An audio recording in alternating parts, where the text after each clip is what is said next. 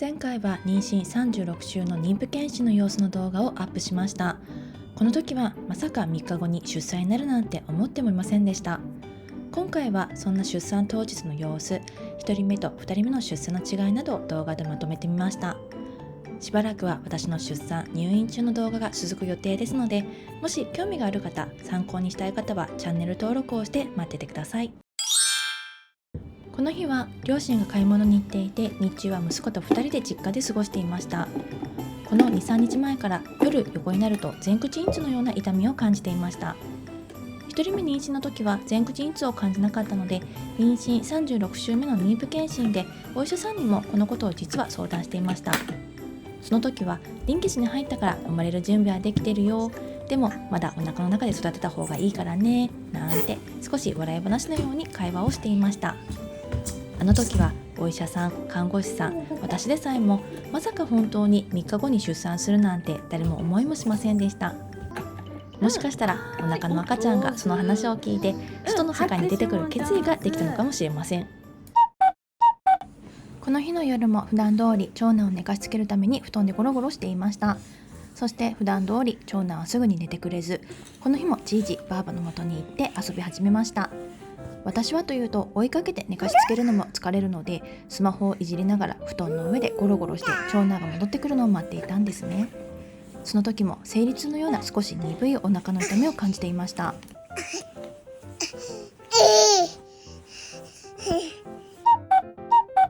そんなこんなで布団の上でどうしたら痛みが引くかなと考えながらゴロゴロしていたら、膀胱あたりを強く蹴られた衝撃があって、初めは赤ちゃんが思いっきり蹴ったのかと思いました。もうその瞬間、やばいと思いました。尿漏れであってほしいという気持ちでトイレに行きましたが、やはり破水でした。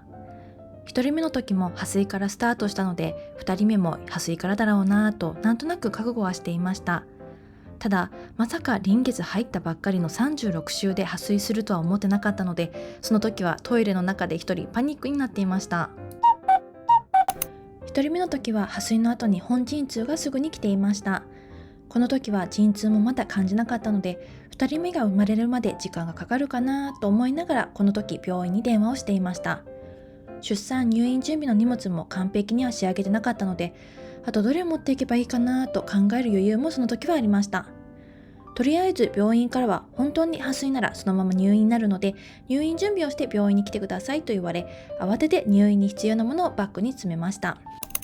幸いのことに夜に破水が来たので、父の車で病院に向かいました。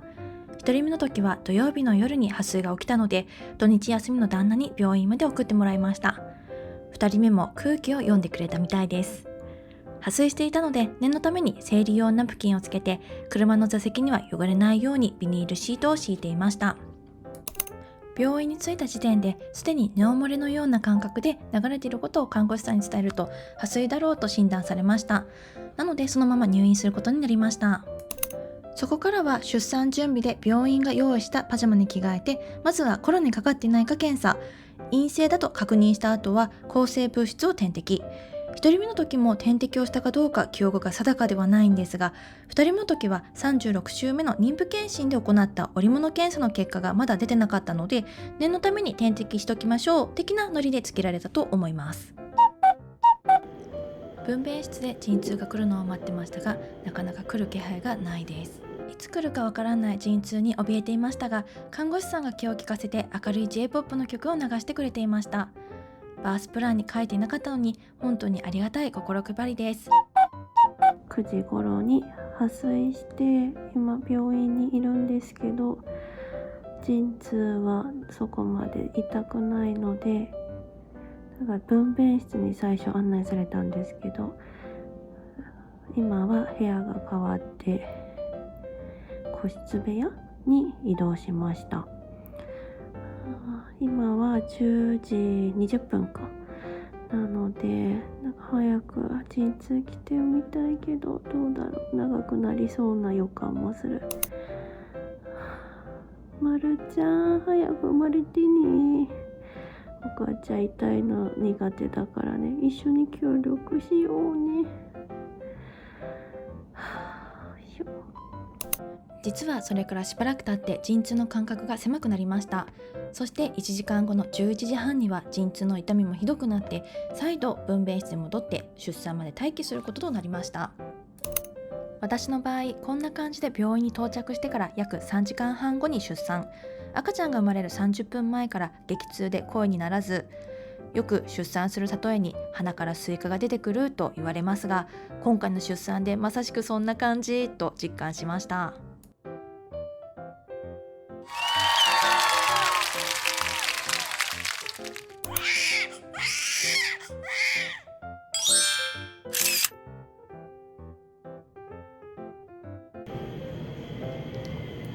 まるで来てくれてありがとう、ま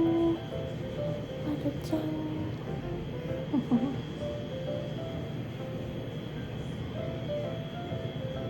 眠いね。でももぐもぐ動いてる。かわいい。ね、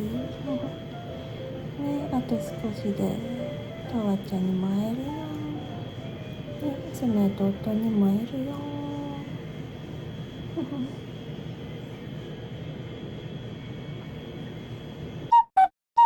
今さ、夜中の3時です。出産が終わって、個室に移動してきたんですけど、それが2時半ぐらいかな。で、それからちょっと寝ようかなと思ったんですけど、産後肺になっているのか、あと、高陣痛でお腹がちょっと痛いので、なかなか寝つけず、なおかつお腹が空いて眠れないっていうので、急遽ビデオを回しています。今回出産2人目なんですけど、1人目の時よりも早く、産むことができました。1人目の時も同じく夜、だいたい9時か9時半ぐらいに破水をして、でそこから7時間かけて朝方の5時7分ぐらいに、出産をすることができたんですけど、やっぱり2人目っていうこともあって、同じく2人目の時も夜8時半ぐらいかな、破水をして、で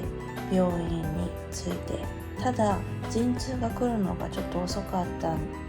ので、そこから9時半ぐらいに軽めの生理痛みたいな痛みがあって、まだ我慢ができたんですけど、11時ぐらいかな、11時ぐらいの時から痛みが大きくなって、でそこからもともと最初の時は子宮口が2センチぐらいだったんですけど、11時ぐらいの段階では5、6センチまで開いて、であれよあれよと痛みが大きくなってきたので、分娩台に上がって11時56分に元気な男の子を出産することができました。体重は 2638g だったんですけど、今は妊娠36週で5日かで産んだので、体重とかあと健康面なところでは安産ではあるんですけど、やっぱり言葉上としては早産になるので、ちょっと低血糖症だったりとか感染症とか様子を見ながら先生の方で、処置をしてくれるっていうお話でした。今回の陣痛も痛かったんですけど、ただ1人目の時と比べて、痛みがどれぐらいかっていうのがまだ分かったので、そこは我慢ができたし、逆に声を上げちゃうと痛みが余計にひどくなるので、腹式呼吸で痛みを逃す方法でなんとか乗り越えたっていう感じでしたけど、もう最後の方は本当に痛すぎて、仰向けで出産する方多いと思うんですけど、私はもうそれが無理で横向きで産ませてもらって、でも本当に2人目の時は鼻からスイカが出るっていう例えがもう正しいかと思うぐらい本当にその感じでした。1 1人目の時はもうがむしゃらだったので、あと分娩台登ったら陣痛が収まって促進剤を入れてもらって吸引してもらったっていうところもあるので、あっけなく終わったんですけど、だから2人目の時はちょっとしんどかったです。最後に今回かかった分娩費用なんですが、今まで出産育児一時金は42万円でした。それが今年4月から50万円に引き上げられています。なので私の場合は入院料5万円、分娩料37万円、検査薬代4万7500円、処置手当代4400円、